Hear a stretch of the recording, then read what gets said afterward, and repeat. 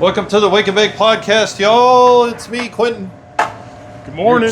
Me, Pete. San Diego Charger fan, and that's Pete, San Diego Patriots fan. We're waking, we're baking, talking football in our little bakery here.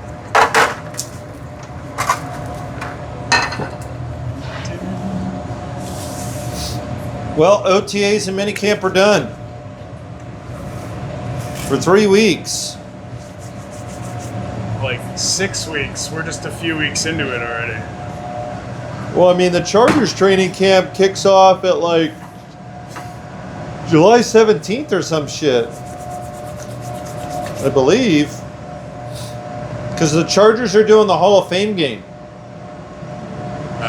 Which, the Hall of Fame game is like the first preseason game pretty much, right? Yeah, and it's like the first weekend in August or the last weekend in July. Yeah. Something like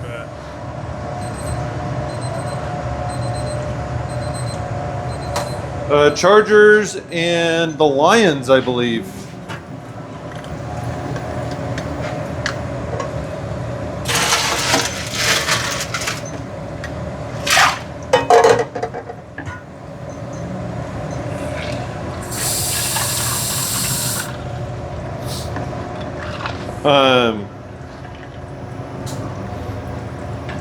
You got any big takeaways from the Patriots? OTAs? What's the...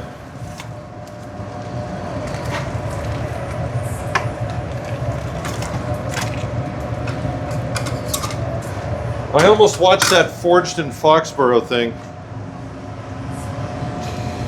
It was pretty good. But I didn't quite finish it. What about a takeaway from that episode? You got any takeaways from that? I mean, it was cool. I don't remember. I watched it like 3 months ago.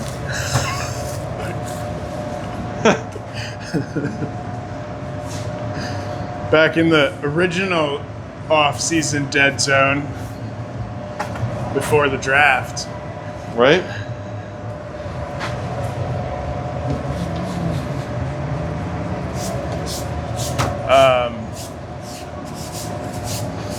You think the Patriots are going to go out and get anyone before training camp? I don't think so. They just signed a guy, Jared Durant, or Jaron Durant. I messed up his name. Offensive lineman from like the... They signed a guy? Yeah, yesterday they signed him. He's some fucking guy? A lineman from... I don't know which... Some place AFL on the planet? Team he was on, like the DC...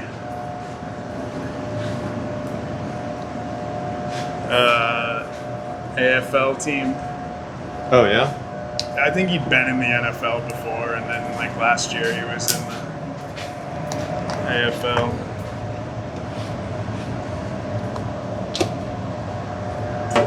Just some more unknown left guard action, that's all. I don't even think he'll make the team, honestly. There's a lot of hype around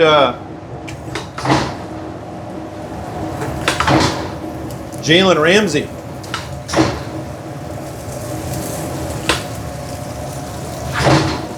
Yeah, is there some more traction for the Chargers might get Ramsey. Adam Schefter went on McAfee last week. The Pat McAfee show.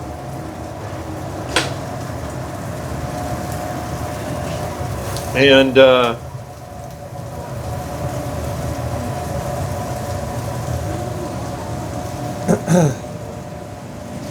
I mean, I trust Schefter. Like, Schefter to me, I mean, he's the gold standard of like news, of like sports news reporting. Like, until Schefter drops it, like, I almost don't believe it. You know what I mean? But once Shefty drops that, like, okay. Like, it's credible. Yeah. So Schefter was on McAfee, and McAfee asked him what he thinks is Jaylen going to get traded? If so, what are you hearing about that? And Schefter was he was not sheepish. Schefter was very direct. Like, I believe Ramsey will be on another team here before training camp starts, and it's either going to be the Rams or Chargers. That's it. One of those two teams.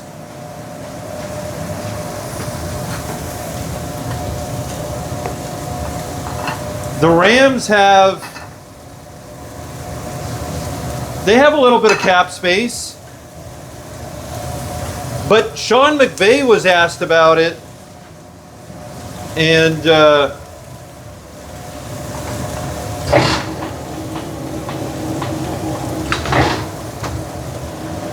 McVay was a little sheepish about it, actually. McVay was like, well, of course we love Jaylen, and we love to add good football players. I mean, for him on the business side, he's not going to say anything until a deal's done.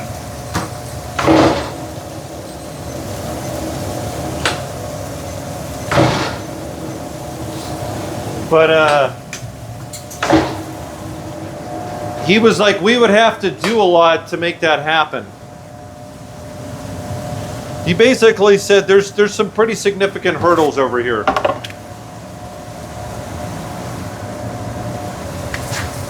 I mean, I think it's financially, like, they would have to do some gymnastics. Whereas the Chargers, but they could, but it's not undoable. Yeah, that's what he was saying. But I mean, here's the thing: straight up cap wise, it looks a little simpler than what he alluded to. He made it seem like, yeah, there's some.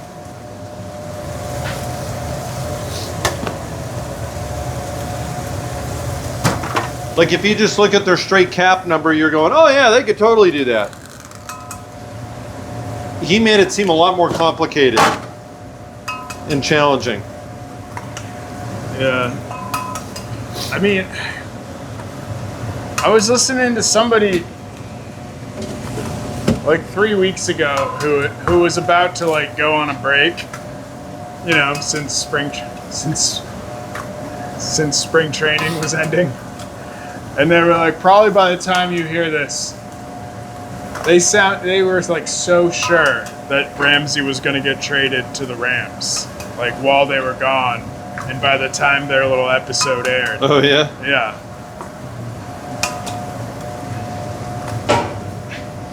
Well, I think what's happening is, the Dolphins are going to try and get everything they can for it. So it's the last year of Ramsey's contract.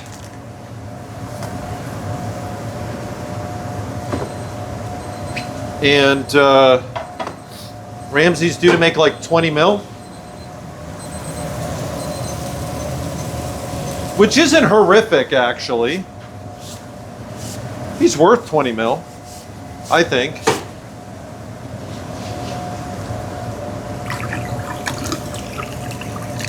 Right? Because I feel like the cornerback, that whole market went up. Cornerbacks, like the top of the market went up substantially. It did. It's not 20 mil anymore. Like, if you're one of the top 3 cornerbacks in the league, like, you could probably get 30 million. Yeah. JC Jackson got 20 million, bro. Right, as a bottom 3. And he was horrific. Bottom 3 corner. You know what I mean? Yeah. I mean, that's if you feel Jaylen Ramsey is still a top 3 corner in the league. Well, my point is, I don't think that. I think he's a very good corner.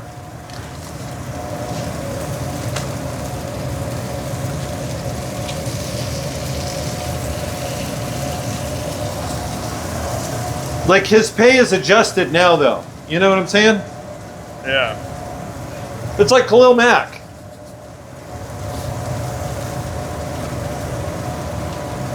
I think Khalil Mack's a very good comparison, actually.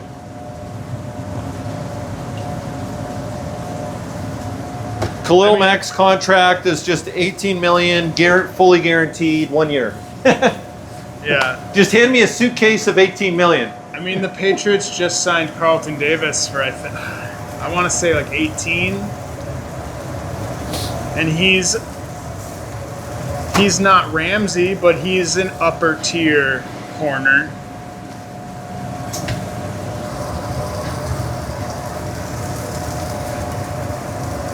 He's similar age. He's probably like 2 years younger than Ramsey. How much is he getting? I think like 18 a year. Yeah, see? I would say he's, And I'd take Ramsey over him, right? Yeah, but Ramsey's older. Ramsey's better, though. Like 2 years older. Yeah, but not a lot better. Not a lot better. But I'm saying Carlton Davis. I'm not saying a lot better. He's top half. Like top 14. Yeah, he's not a bum. Yeah. No, that's what I'm saying. I'm not saying Ramsey's a bum either, like he's just. But where teams are hesitant to do it, people gave the Patriots crap for signing that contract, saying he's too old to give him that much money because you fall off a cliff at 30 for cornerbacks. Similar to your boy Mack, defensive end. It's like, teams are very hesitant to sign big contracts to a 29, 30-year-old player. Agreed. I mean, I don't think there's a huge market for Jaylen. It depends on the money. Like, no, he's not going to get a 3 or 4 year contract anymore. That's not going to happen. Yeah. I mean, if he was willing to go year to year like Mac is now, teams would be more willing to do that. Like when you're graded,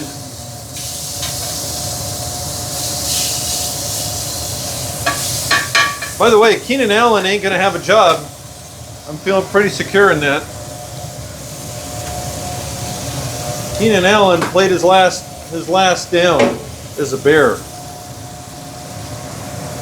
Yeah. And now that the Bears are going to be good, he's going to be gone. Yeah.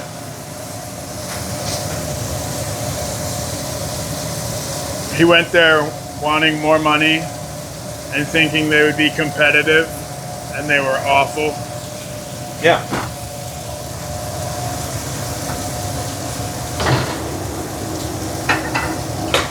He could have stayed on the Chargers and he'd still be on the roster today. yeah. Like I said, he probably would have signed a 2-3 year extension, made $10 million apiece. Made the playoffs every year. Just retired a Charger, all-time Charger, man.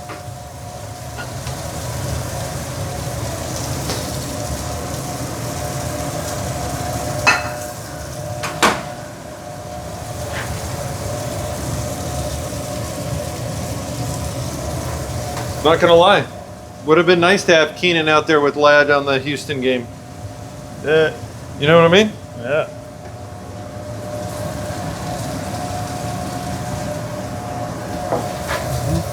Just because he's the kind of threat that teams have to respect, Not only that, if Ladd was drawing double and triple coverage, Keenan's having one-on-ones, easy.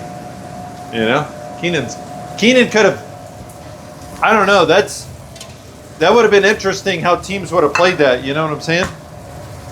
Because, what do? You got to double cover Keenan.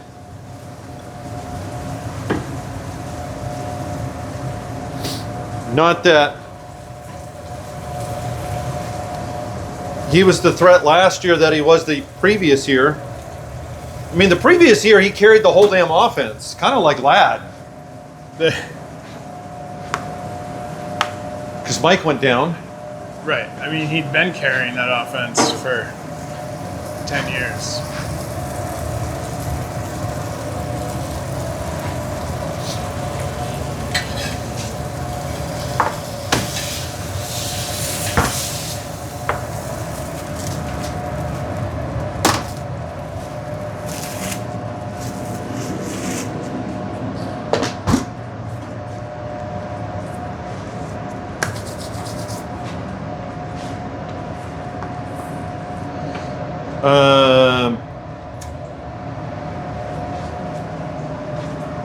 Jim Harbaugh last Friday.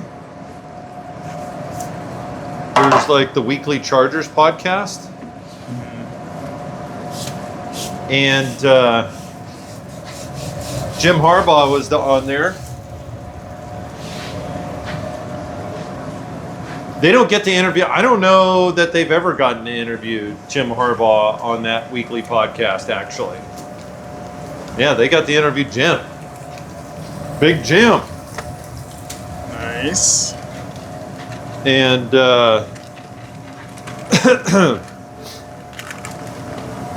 they didn't get much out of him outside of what he likes to say in like every press conference.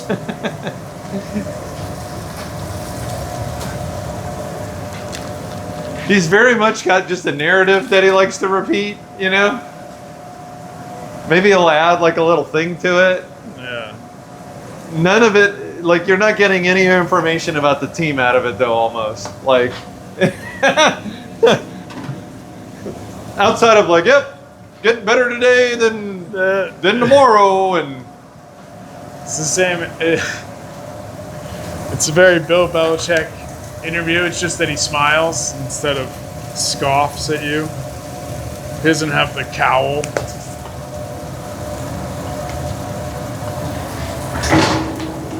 But they did get it to open up about kind of like the O-line stuff.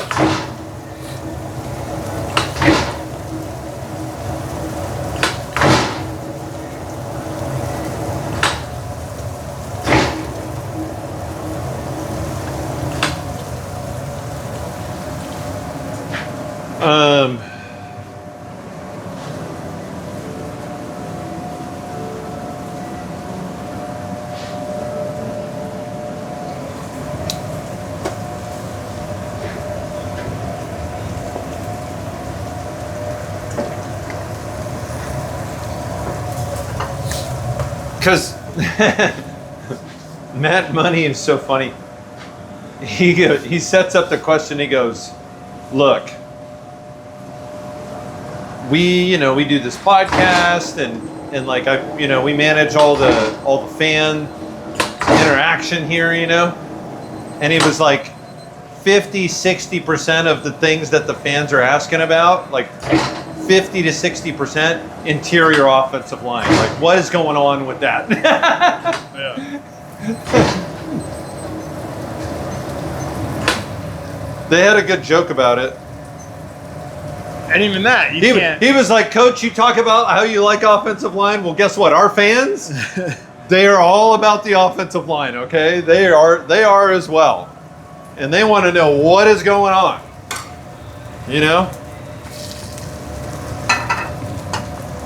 And Did he just say we'll see in spring training because we can't? No. In the summer. No. He actually.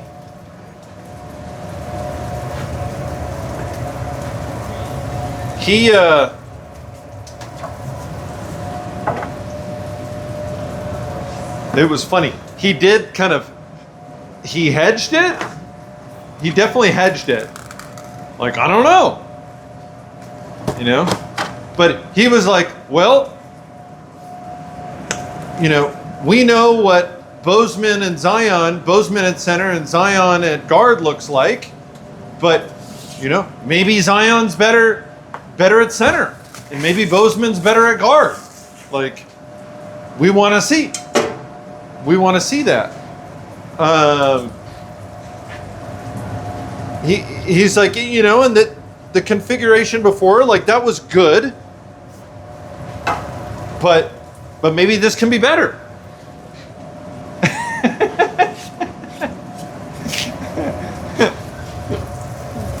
just trying to get better as a team. I mean, as a human. Here's the again, actions, speak louder to words, and to me, here's the thing. Jim has included Zion in his elite language, like he's been talking about these elite players, setting an example, and the elite players he has on the team. And all those guys are not a surprise. Thule, Alt, Slater, Herbert, Derwin, Mack. Like, all the fans know who these elite guys are, right? Yeah. Like, you know who the guys are on your team. The elite guys. And,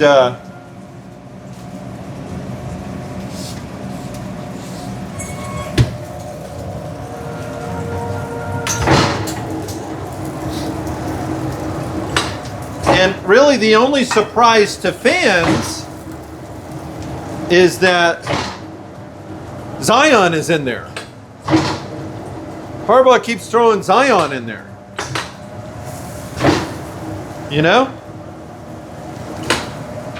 Interesting. And think about it from a scheme. This is what tells me a lot. If you want an elite offensive line, you want all of them to be elite, right? Right.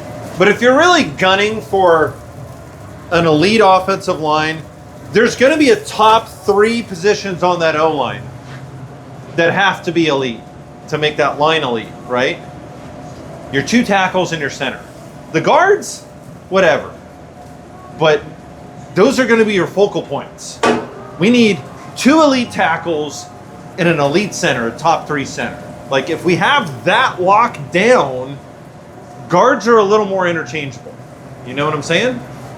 I would push back on that and say to have an elite line, 4 of them need to be awesome. You can have 1 hole, and it almost doesn't matter as much where the hole is, but you can't have 2 holes. 1 hole you can cover up by shifting the coverage one way or the other, or having an extra guy help. Whether it's center, even if it's left tackle. Yeah, it's harder if it's a tackle, but it's doable. But if 2 guys, I think if you're down one of your premier tackles,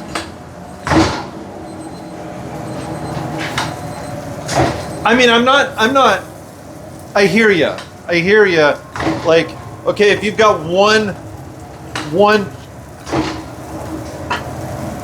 You've got elite play at all 4 other spots, and then there's one kind of not so great. Then and I'm not saying that you have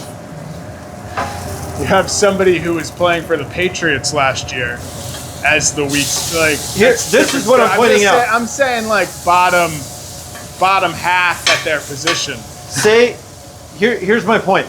Say if you need 3 elite, if you're building a foundation for your line, an elite center is worth way more than an elite guard. Yeah. And I do think this, like, centers, at least that was the experience with Corey Linsley. To me, centers really do. I mean, the Chargers O-line was night and day when Corey Linsley was in there. Night and day. Like, it was a top unit, and then literally when he got injured and went down, it went from like one of the best units to like the worst unit. Instantaneously, from game to game. And we never returned to that. Yeah. We never returned to that form. Look at those rolls. My God.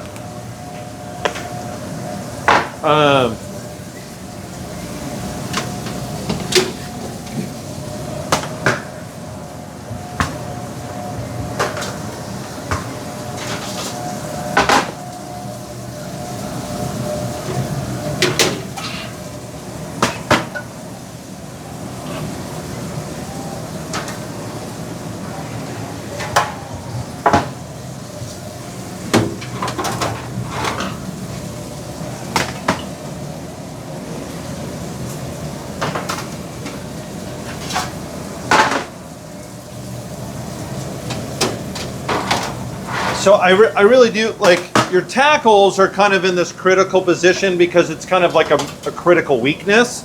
If you have that weakness, you know, the other team's just going to overload that side and just tee off.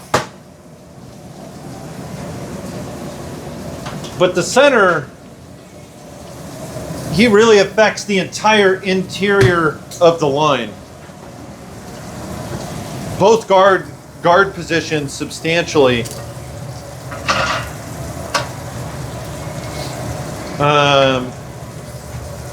Just the influence and the weight that a center carries versus guard, I think it's a pretty substantial difference. I agree. And yes, centers are way less interchangeable than guards. Guards are much more interchangeable than a center. Like if your starting badass center is down, like it's a huge problem. I don't.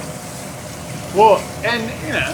I mean, I've seen that happen in games when the Chargers had good centers. It's like the backup center comes in, and like we're barely it's ugly. Well, you end up with almost every time a backup center comes in mid-game, or even starts the game, because even if it had a day of practice, because they knew the guy wasn't going to play that week, you're always questioning the quarterback-center exchange. And I mean, there's that. Like, there's the fact that he's hiking the ball and there's an exchange happening there, and that can get botched. And it's a simple thing, but the cadence, you even see it in the NFL. When you fumble a snap, it's essentially a sack.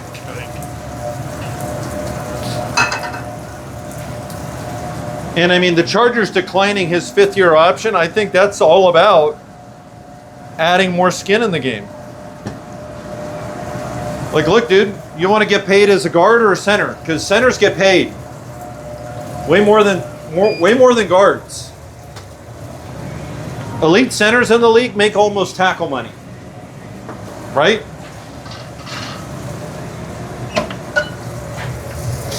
Yeah. Yeah, I think you've got left tackle, right tackle makes a little less than left tackle, and then you've got center, and then you've got the guards, money wise. Right.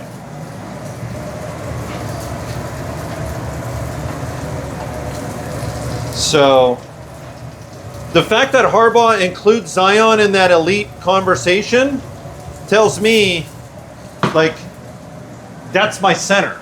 That's my elite center. Bozeman has never been mentioned in that, okay? Bozeman has not been mentioned. And then the other thing that came out of this was Zion, when they do their running drills and stuff, like running and conditioning, Zion doesn't run with the alignment.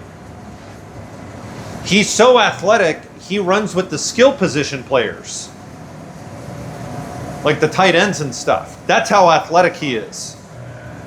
He rolls with the large skill position players because he's too fast for the other linemen. He's that athletic.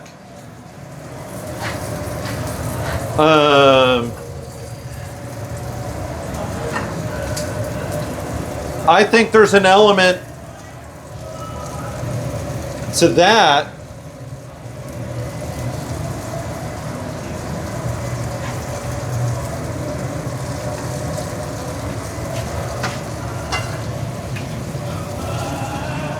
because, like, centers, you need a hyper athletic center to pull, like, do some crazy pulling and stuff.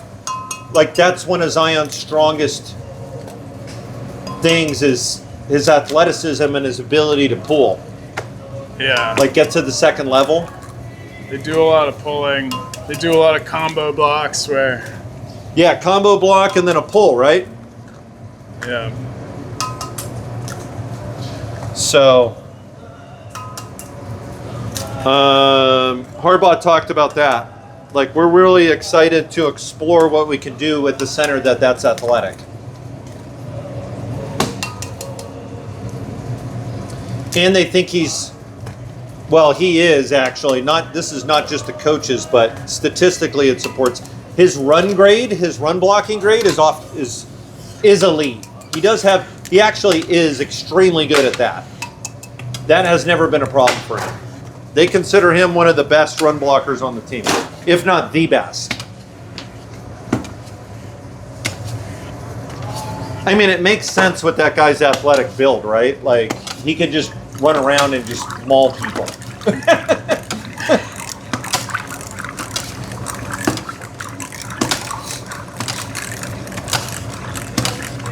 He really has a really unique physique, Zion. Yeah. Like, he's not tall, but he's just, I mean, I've showed you pictures of him, right? Yeah. Like, he doesn't have a belly, dude. He's just like his arms and legs are tree trunks. He's just freakishly big.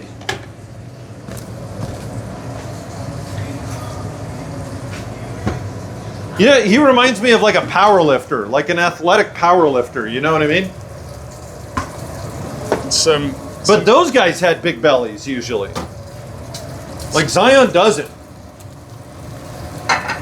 Some Patriots people were just spitballing like a possible trade this summer, and like kind of before spring training or during. Oh, were they talking about Zion?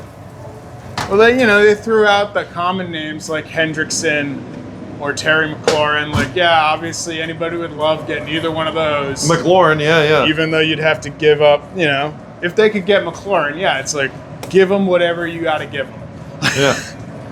But yeah, Zion Johnson's name came up. Like, okay, he's in the last year of his rookie deal. Yeah. Like, he's not really living up to expectations out there in LA. Like, yeah. No, but he's certainly a serviceable guard that, like, I could see that. The Patriots need a guard. They still need a guard. Like, no, and this works. I mean, if this works out, it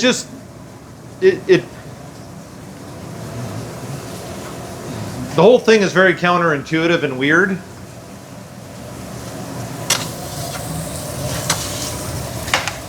Just because you figure, like, well, if he hasn't been a great guard, like, what makes you think he's going to be a great center? right. It's usually the opposite. Somebody's a really fantastic guard, then, somebody else brought up. When you're a fantastic guard, you just stay a guard. They don't mess with that.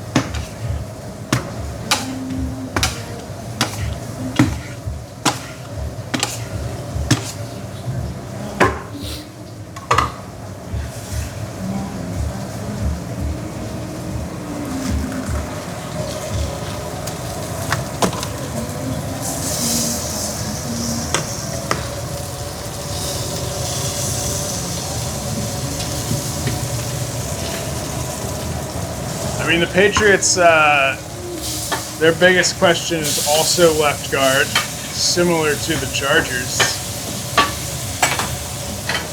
You know, their offensive line is going to be significantly better than last year. From adding Will Campbell at left tackle, Bradbury at center, and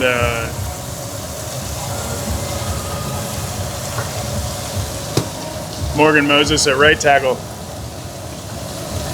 But it's still, you know, still up in the air how much better they're going to be. They still haven't seen them all play together yet. They still don't have a bona fide left guard. But more than that, like, I'm excited. They have so much. Their coaching is much better than it was the last couple of years.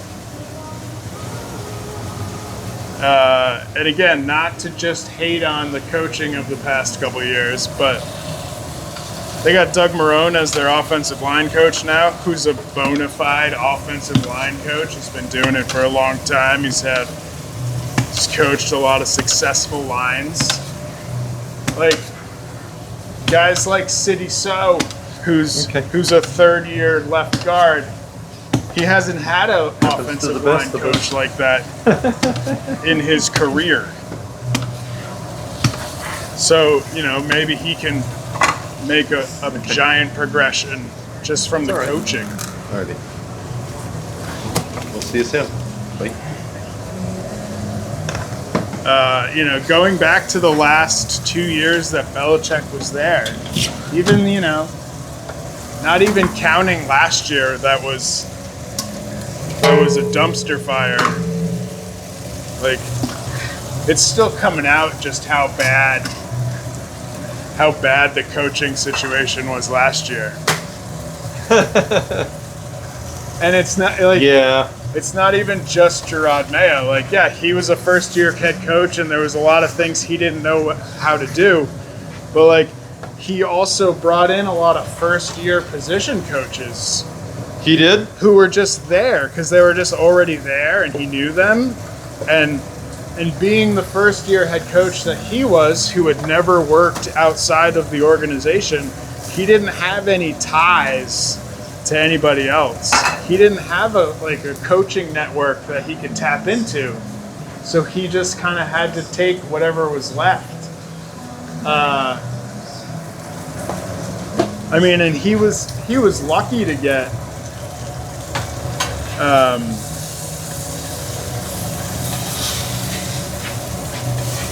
AVP, Alex Van Pelt. I mean, you're not wrong about that. I mean, like, otherwise, yeah, the offense would have been like Drake May's development would have been really bad. But the offensive line, they didn't do any favors for them.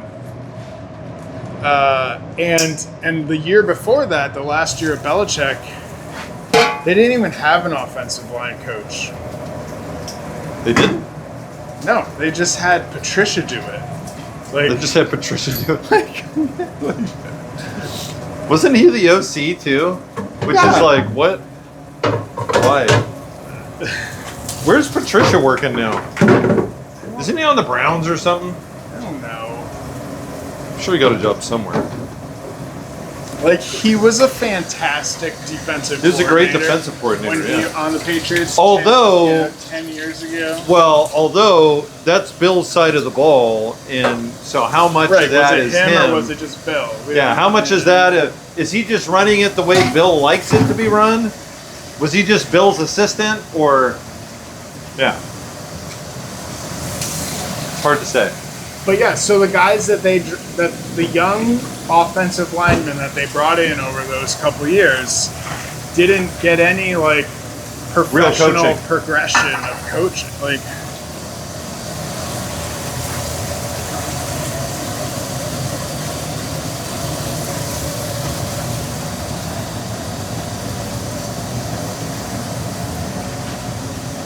coaching matters.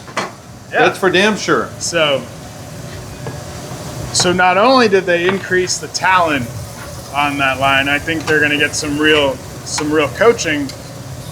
So even the guys at left guard who have been there a couple years and haven't really worked out yet, I think I have confidence, still have a chance to pan out and be competent, have some competency at that position.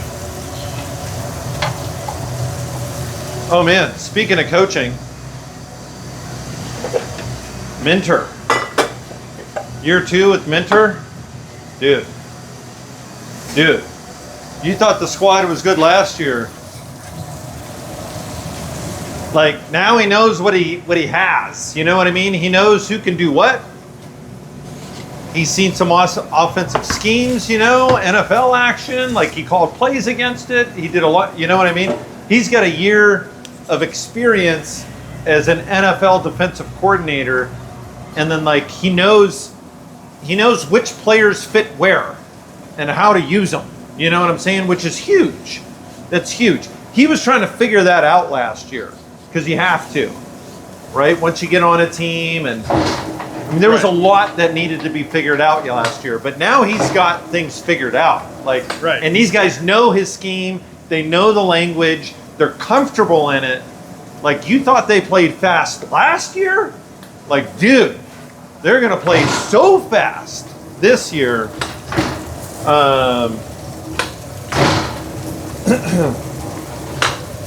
And then, Minter said some really interesting things in his presser, actually.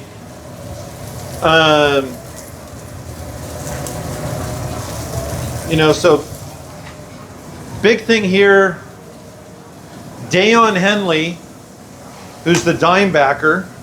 So when they go into dime, him and Derwin are kind of interchangeable. They're very similar players. Mm-hmm. Deion's a small, fast linebacker. He's on the light side of linebacker. Fantastic. He's a fantastic cover linebacker who can do it all. But he was a big safety that became a linebacker. Derwin is a big safety that never became a linebacker. He's still a safety, kind of. Right. But him and Deion are the most interchangeable on the team. The Patriots have a wild card guy like that named Marte Mapu, who they drafted 2 years ago. Yeah. He really never. He was a safety in college, and that's what he got drafted as. But he was always kind of big.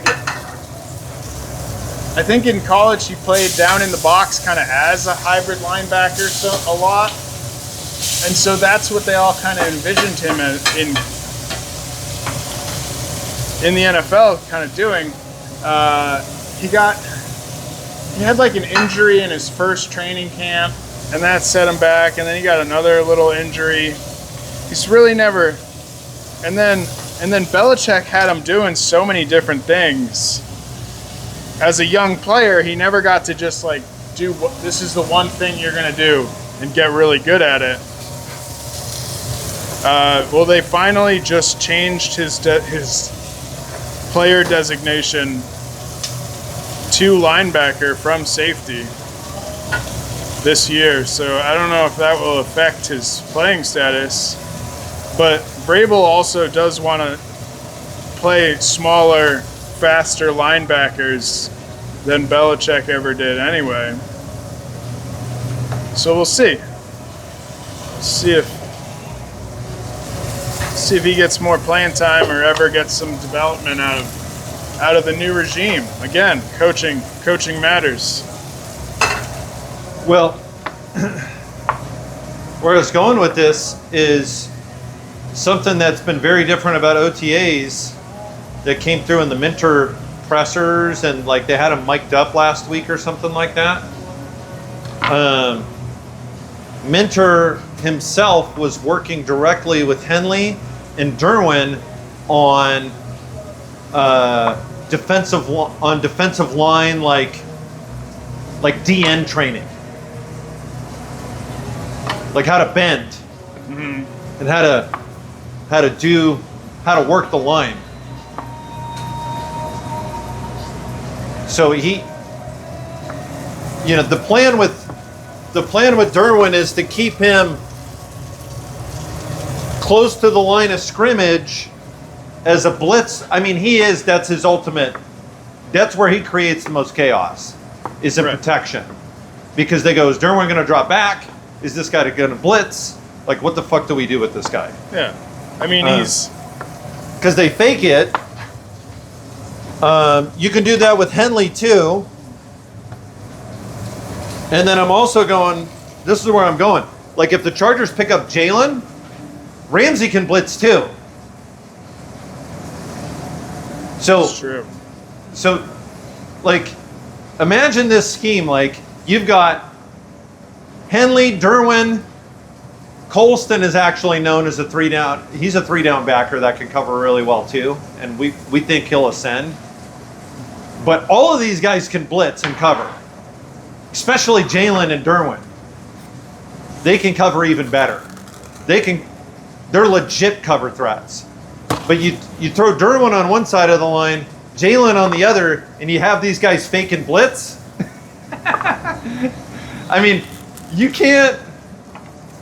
What protection are you going to call? You know what I'm saying? Like, one of these assholes is going to blitz. God damn it, and he's going to be a free runner.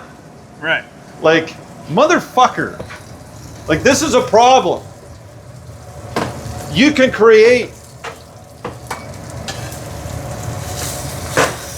If the Chargers are able to get their hands on Jaylen,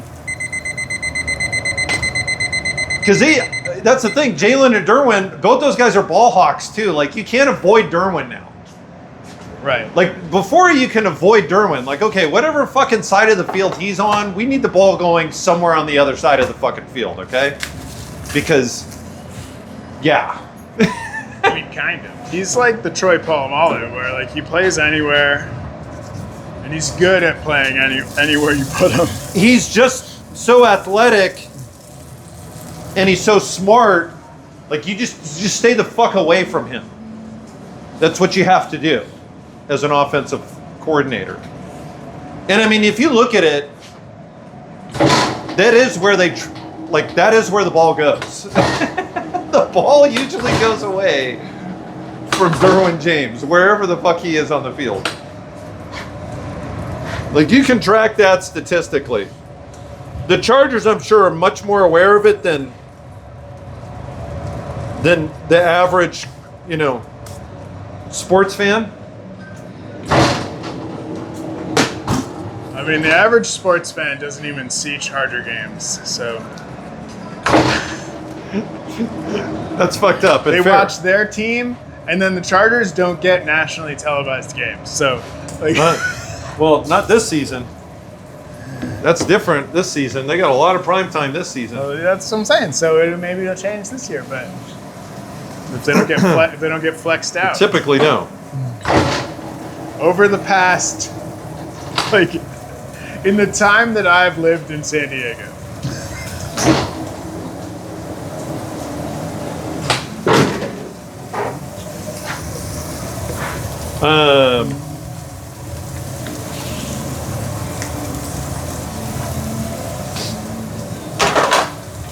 Also, a thing that came out.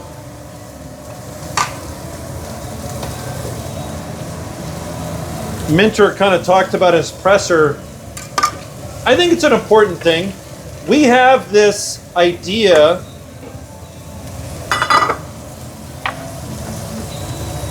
that,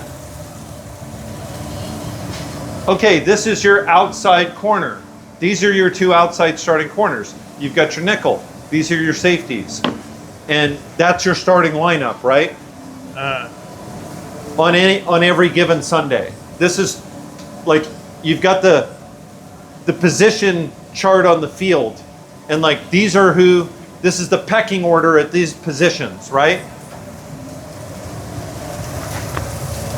I don't think Minter this offseason, going into the season, I think he's going to kind of change that up in that, because offensive coordinators, they look at that depth chart and they look at their wideouts and they go, okay, which one of my wideouts can I match up with this guy and it's a bad matchup in my favor? They're looking to find those create mismatches. That's what they're going to look to do, right?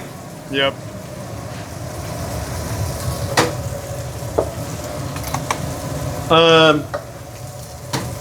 The Chargers secondary really only had one major problem last season. Nico Collins and Mike Evans. Big, fast. Big physical wideouts. Not necessarily, they're not Tyreek Hills, they're not burners, but they're big and physical. And if you put a smaller DB on them, like they can't, that smaller DB can't deal with that dude. Yeah. When the Chargers had Cam Hart, they put Cam Hart on that. But Cam Hart was literally the only large physical corner that we had, and he was a rookie, okay? Playing against, Mike Evans is a Hall of Famer. Right. Rookie on Hall of Famer, not a good idea. But even Nico Collins, who is an ascending veteran, is not a rookie. You know what I'm saying? He's ascending to be a top 5 wideout. Yeah, he's ascending to be a top 5, top 10 wideout. He was huge last season.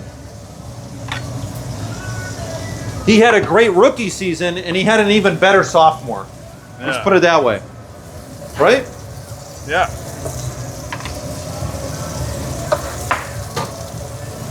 And especially with Tank Dell down, he was their offense. Nico Collins was the threat. And Diggs gone. Well, Diggs was on the team, but he was injured, huh? Well, yeah, he got injured in early October. Yeah. So it was all Nico Collins over there.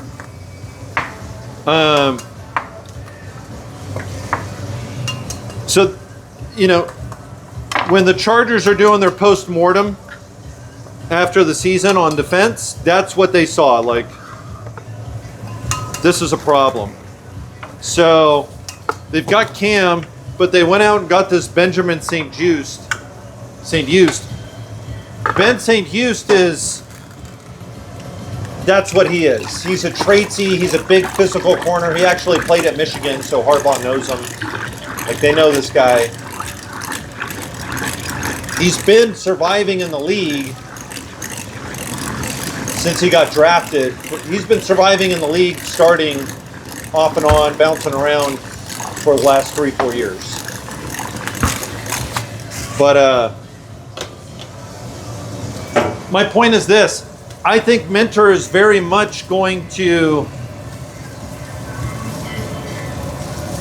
Minter statistically played some of the least amount of man coverage in the league last year.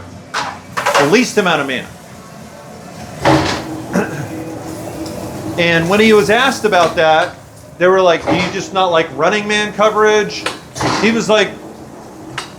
was actually like, in college, he ran some of the highest man and was one of the highest blitzers in college. Last year, he did the exact opposite. Least man and one of the least, I think they had the lowest blitz percentage in the league too, by the way. Which is weird because, well, no, I mean, when you're playing zone, you're not blitzing. That's the whole thing. To blitz, you kind of have to play man. They fake a lot of blitz. Minter, the one thing he demonstrated last year is he's a master at faking blitz. Like the switch ups that they're able to throw, the look that they're able to throw, these offenses, pre-snap, like they morph into a complete different coverage. Like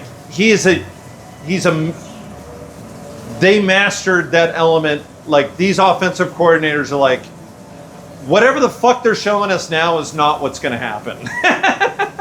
Like they have no faith that they can believe in the look that they're being shown, you know? And under Staley tried to do that, but like there would be busted coverages. Under Minter, like that doesn't happen. Like they do these looks, they change it, and it comes off completely seamlessly. There's no busts, everybody's covered.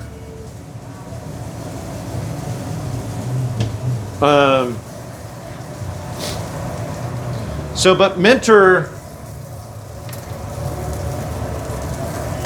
kind of laughed when he was asked the question. Like he was like, no, he was like, I love to run man. He's like, I prefer to run man, but you got to have the right personnel to do it. Because you can't put certain guys one-on-one, that are going to get smoked.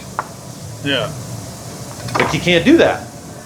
If you know your guy can cover this guy, then you do it. And then we can get a little more aggressive because we got extra people.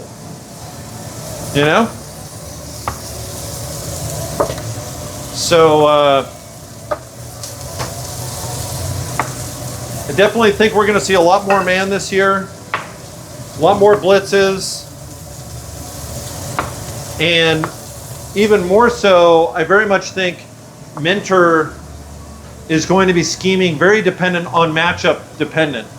So it's not like these are our starting guys. It depends who we're playing this week and who they have out there as wideouts. I'm going to put my best set of dudes out there that matches that set of dudes. Yeah. Not necessarily, this is my starting outside corner, this is my starting safety. Like, it's going to be very matchup dependent.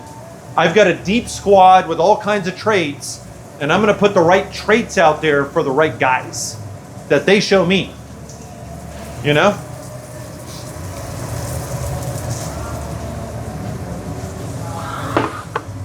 So everybody thinks of this starting lineup, but really what you want is a very kind of this like diverse skill set so that you can match up with whatever you're going to see from Sunday to Sunday. Because one wide receiver / tight end crew, every team has a very different set of pass catchers and playmakers. Right. You need to tailor it to that, not just this hardline fucking depth chart. This is my left, this is my strong side, this is my weak side, Because if you project that, then coordinators can pick that apart. Well, I mean, if you're going to play man, and you have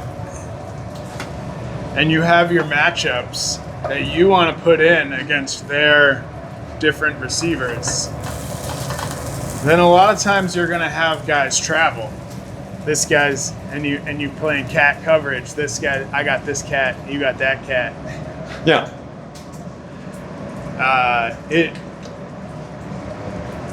It becomes compounded against a good offensive coordinator. They'll just make that guy. They can mess with that. And I mean, McVay and the Rams are the best at it, which is why Puka Nacua is so good.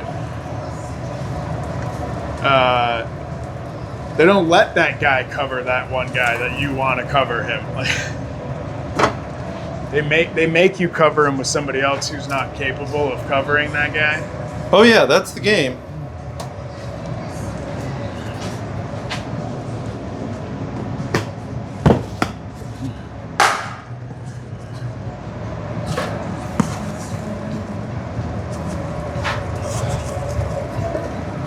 So you just got to have good defensive backs across the board. So, I mean, well, That's what I'm getting at. it seemed to be a focus of the Chargers because they went out and got this Dante Jackson. Dante Jackson is the perfect veteran free agent as a Tarheeb Still. He's interchangeable with Tarheeb Still. They have the same skill set. Ball hawk, not hugely big, but a fast, intuitive ball hawk. Benjamin St. Just is the exact Cam Hart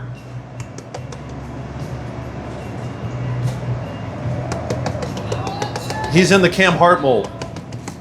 Large physical corner that can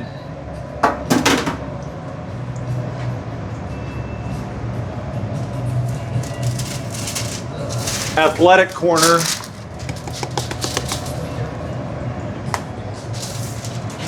Like a big physical corner, you know? Yeah.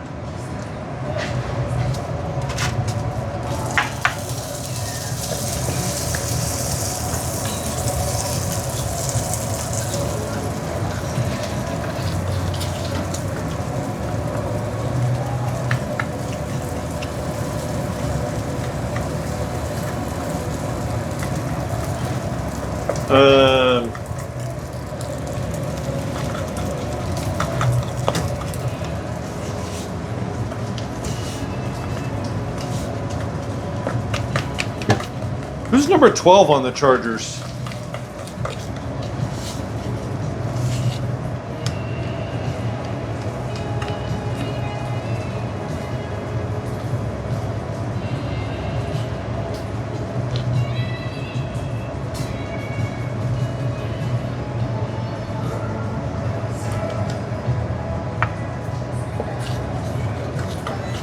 Oh, it's Darius Davis.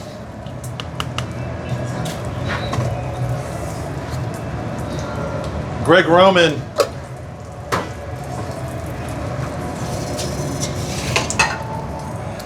I love Darius Davis, but I don't see how he makes it. I don't see how he makes the team.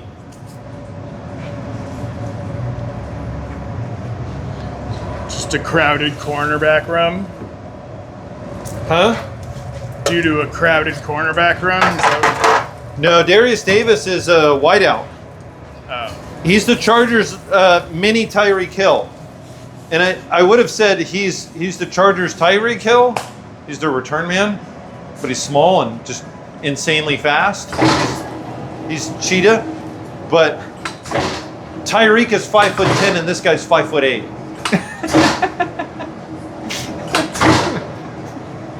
So he's a mini cheetah.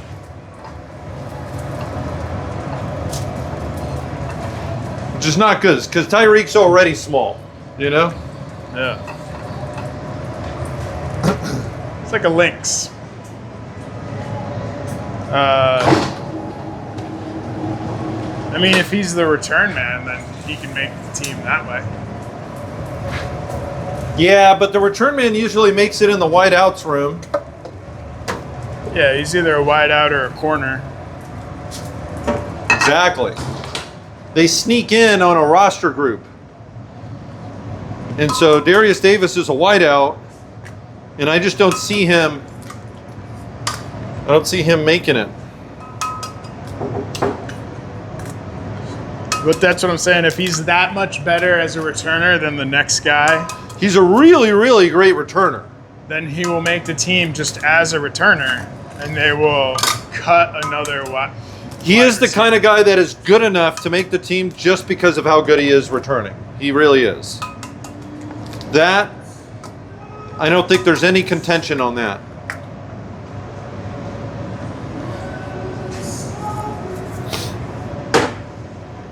It's just his versatility as a wideout. And he gets snaps, and he did a lot with those snaps.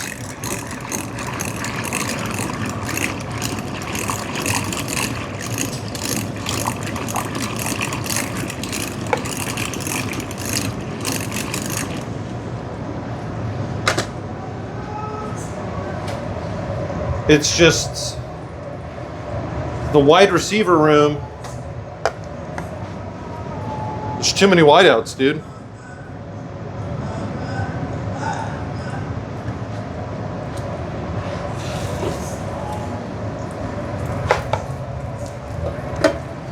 Between the draft picks,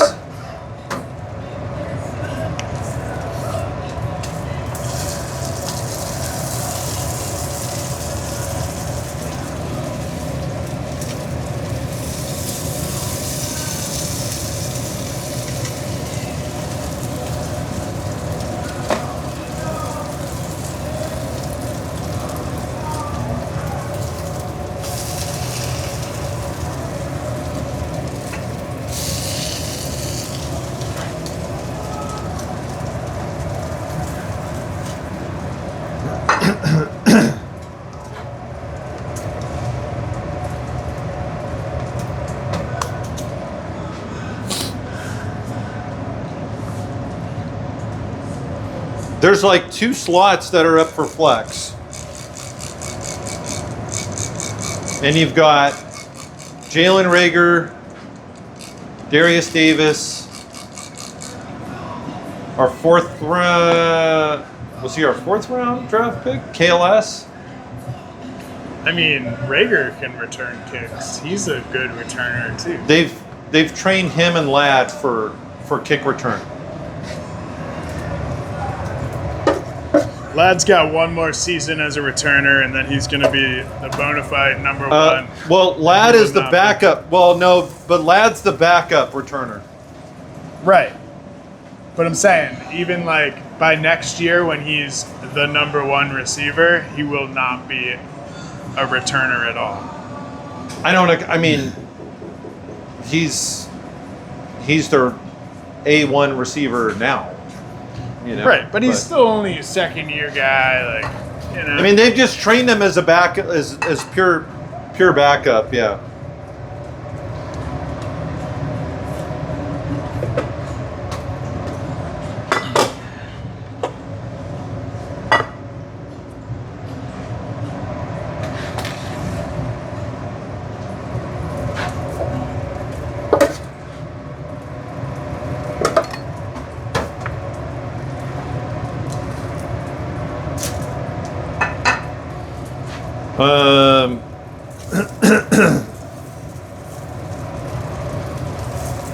Biggest surprise.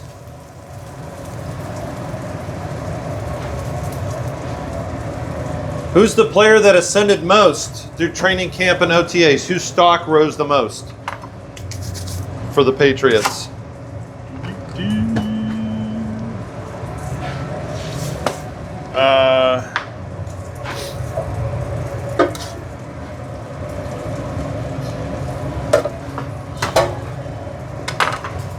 I mean, the media will tell you, which is really all we can go by at this point, It's Chisholm, right? that it's Efton Chisholm and Lan Larson, the running back. Which, yeah. Travion and... Well, Travion definitely, but he's a 2nd-round pick, so you're just assuming he's a starter, he's going to be good. But, I mean, through spring camp, all signs point to he is not a bust of a pick. He is what? That he's not a bust of a pick, so that's good. But Who, yeah, Henderson? obviously the one, a guy nobody's heard of and then has a chance to make the team is definitely Efton Chisholm for sure. Is Chisholm? Yeah.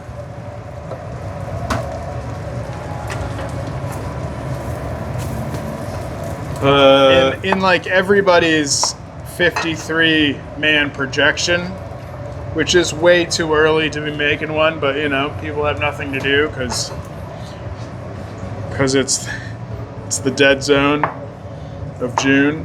Yeah, Chisholm's on everybody's list. Chisholm's on everybody's list, making the team? As crowded as their wideout room is, it's just because their wideout room is so bad. Well, I expect the Patriots probably to carry a similar 6, right? 6 slots? I mean, at least 6. Some people have got them taking 7 just because of the unknown. Chargers carried 6 slots. And there is a couple years ago, they changed the rule to where you can have somebody start on PUP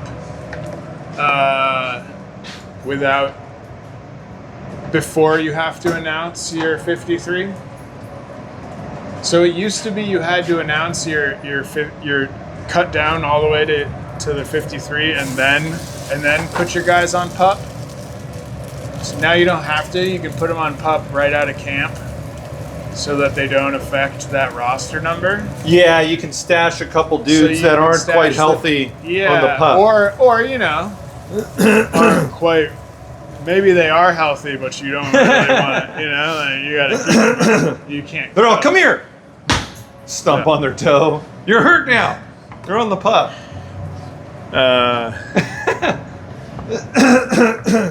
And then you kind of let some receiver, since the receiver room is so There's no number one. You can kind of let some guys play out in September and then bring that guy back, take it from there. And really you're kicking the can on the decision down the road. The other day I heard somebody's idea that the Patriots roster this year, with so much turnover, because with the way the new regime, Vrabel's new regime, is handling the roster,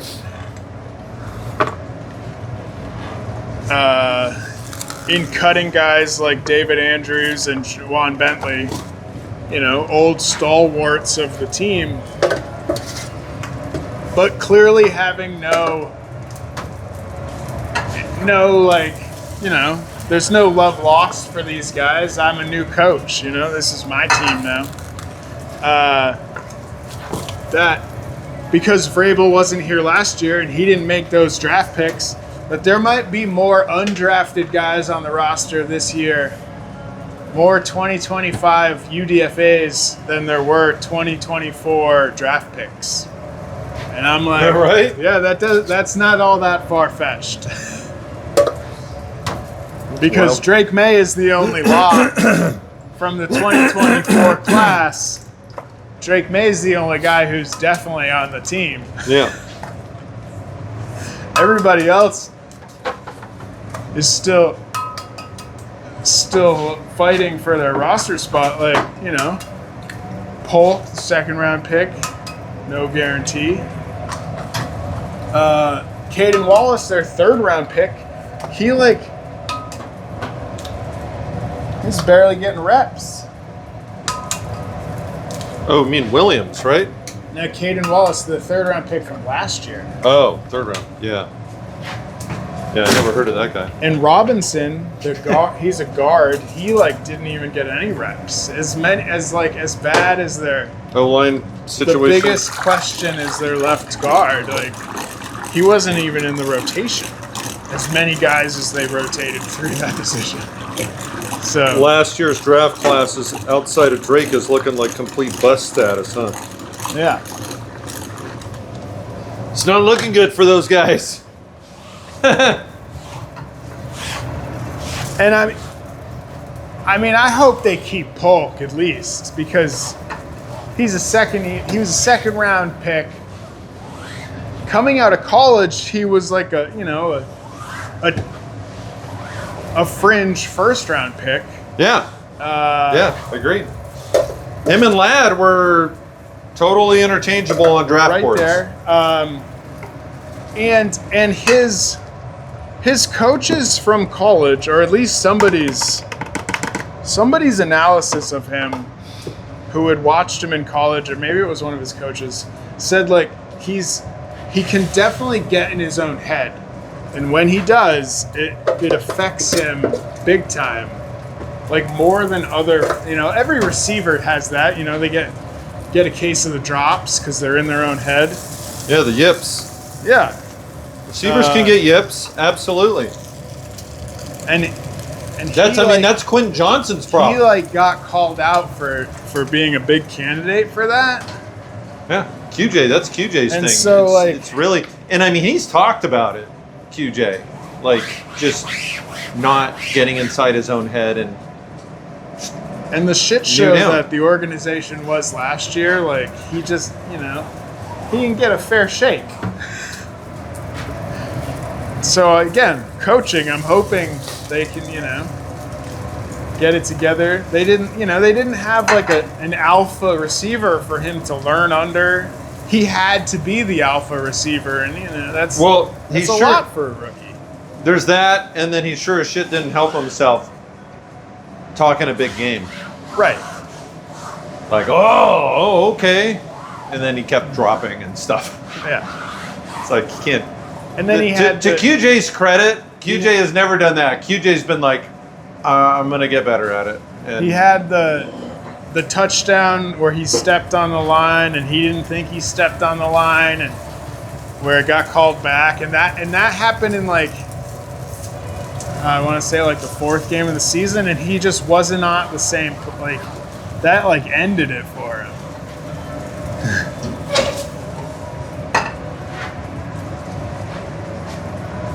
But because, like I said, he wasn't Vrabel's draft pick, so I wouldn't be surprised if Vrabel got rid of him.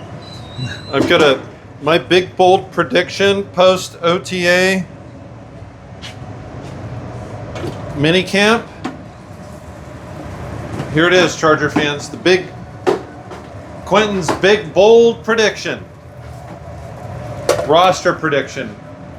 Biggest, boldest roster prediction of the season. Okay? You heard it here.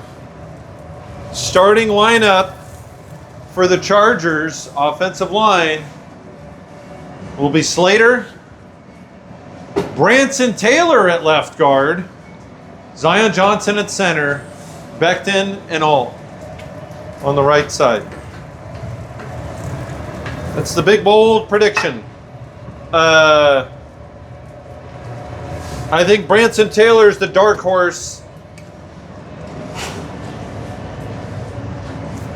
If it's not Branson Taylor, then probably Bozeman at left guard, but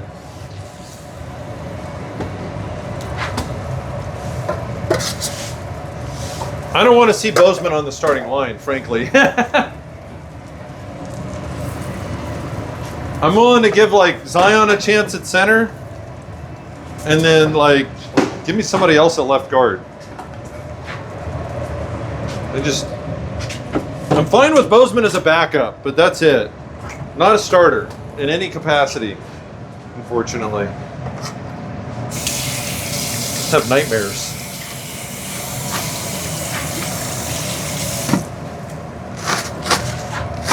I've got nightmares of like Justin Herbert just getting lit the fuck up by a free runner. I've watched film on that, like slow film, I'm like, no! Somebody get that guy!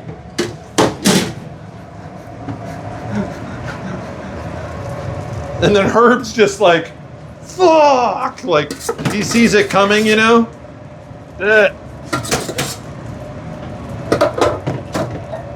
I just see Herb buckling down.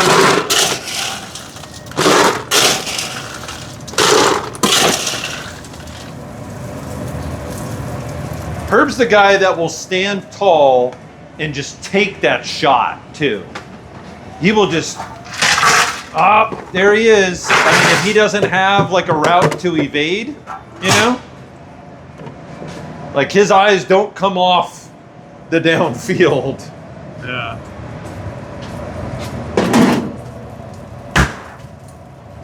You might want to change that up. Get some pocket movement going.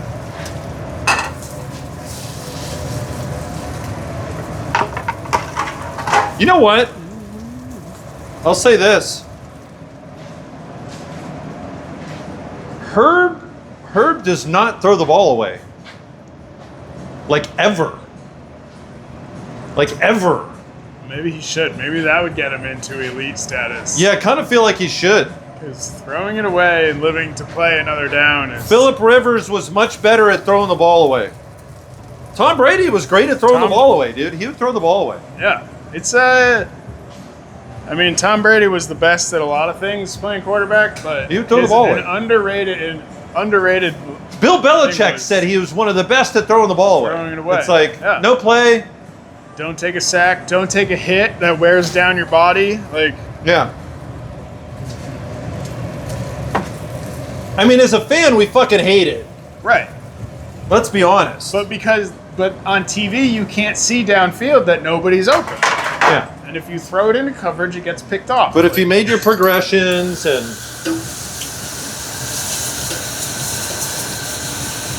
You know what the problem is, though? It's the Mahomes. Mahomes doesn't throw the ball away. Yeah. But that's because he's... And then he'll go do something Mahomesian. Mahomes will be Mahomes and then make a huge play out of it. But he's the best at running to the sideline and just taking an illegal hit out of bounds. Oh yeah. He would instead he could have thrown the ball away 2 steps earlier, but instead he runs it all the way out of bounds and takes the hit and gets called for a late hit out of bounds. By the way, I read an article on the Chiefs. Questionably late.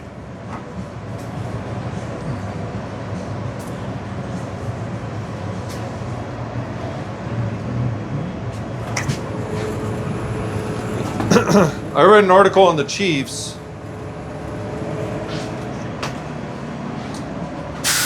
I mean, supposedly, according to the beat writer, it was a really good story. He just writes how like the AFC Championship rings were like out there in their little boxes, and like all the players aren't even like, they're just like, yeah, fuck that ring. I guess I'll take it home. Like they don't even, you know what I mean? Like it's just a reminder. Like this Chiefs team is pissed. Like they're fucking pissed. They're pissed, dude. Like the offense is pissed. Not the defense, the offense. Like Mahomes and Kels. And these guys are like, last year, that was fucking trash, dude. Like, the way we got punked in the Super Bowl,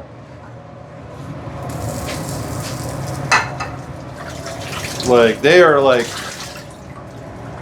they got a chip on their shoulder. Mahomes has a big chip on his shoulder.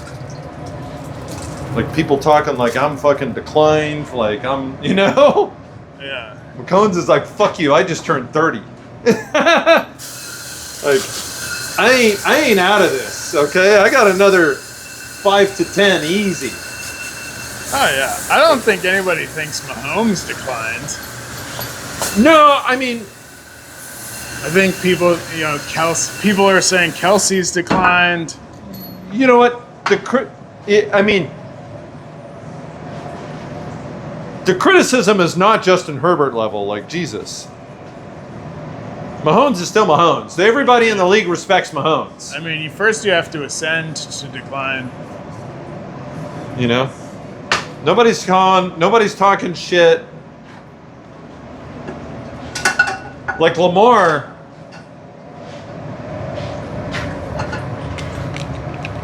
Actually, Lamar's the better comparison because Lamar doesn't have a Super Bowl win, I think, right? He does not. He's never been to a Super Bowl.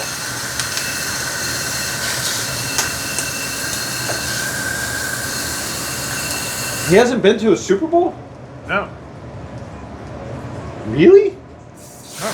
I mean, I think you're right. The only ones out of the AFC over the last couple of years are Mahomes and the Bengals. Dude, Lamar's never... The criticism on Lamar is not...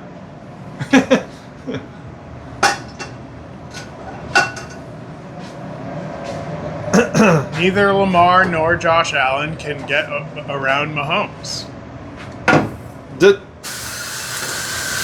Herbert gets 10 times the criticism that those guys get. Well, to be fair, though, he hasn't come as close. he hasn't played them in an AFC championship the way they have. Or trying to Yeah, get, AFC. Well, it's essentially the playoffs, regardless of when. because he hasn't gotten... When you run into Mahomes in the playoffs, it's just the way the seeding hatches Yeah. out, but like... When you run into Mahomes and the Chiefs. Yeah.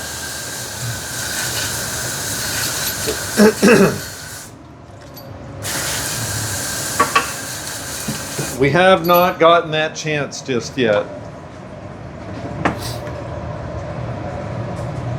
All right, we got to wrap it up. Shut it down. As much as the Chiefs have a chip on their shoulder, though,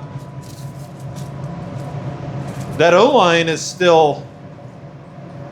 I don't know that they did enough, or that I believe it. You know what I mean? If I'm a Chiefs fan, I would feel a lot like a Charger fan. Like, what did we their do? draft pick Simmons, who should have been the #1 tackle taken, other than that injury. Yeah, he looks like a good steal. He could be a steal. Cleared of all activities to play. So if he ends up being a bona fide tackle and they got him at pick 31, then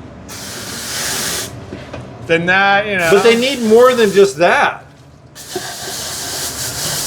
Like they have. See, that's the thing. Even if he winds up being a stud, they have other question marks, like substantial ones. Yeah. I mean, they lost Tooney, who was their best. Yeah, they traded offensive lineman. Was a smart stock move.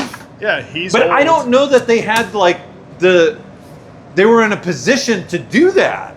You know what I mean? Yeah. If you were deep on O-line, well, fine, you can make that move and look brilliant. But you're not deep at O-line, dude, and you just sent the Pro Bowler packing. That was, I get it was a smart football move, organization move, but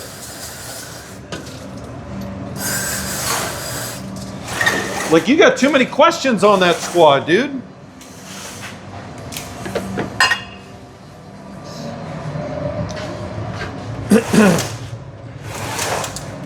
All right, everybody. That's our podcast for today. Thanks for tuning in. As always, if you made it this far, like and subscribe, okay? And I know we're only doing one episode. I'm going to try and do one episode a week here while we're in the kind of quiet period of the season. But once training camp boots up, we're definitely getting back to Monday, Wednesday, Friday, all right? Bye-bye now!